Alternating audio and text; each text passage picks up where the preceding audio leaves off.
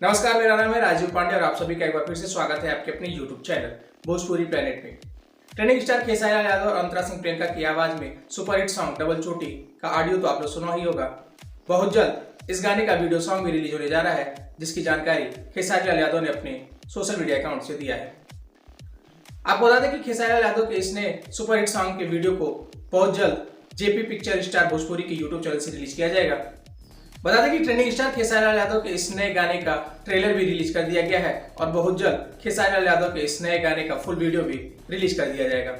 आपको बता दें कि खेसारी लाल यादव के इस नए गाने का बोल है डबल चोटी, जिसको आवाज दिया है खेसारी लाल यादव ने। इस गाने में उनका साथ निभा रही है अंतरा सिंह प्रियंका।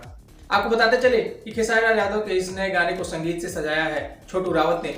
चलिए अब जाते थे, आपको बता दें कि खेसारी लाल यादव के इस नए वीडियो सॉन्ग को कब रिलीज किया जाएगा। तो आपको बता दें कि ट्रेंडिंग स्टार खेसारी लाल यादव और अंतरा सिंह प्रियंका की आवाज में गाया गया गाना डबल चोटी के वीडियो सॉन्ग को कल यानी 4 जून को सुबह 5:45 पे जेपी पिक्चर स्टार भोजपुरी के यूट्यूब चैनल से रिलीज किया जाएगा। आपको ये जानकारी कैसी लगी हमें नीचे कमेंट बॉक्स में अपनी राय लिखकर जरूर बताएं।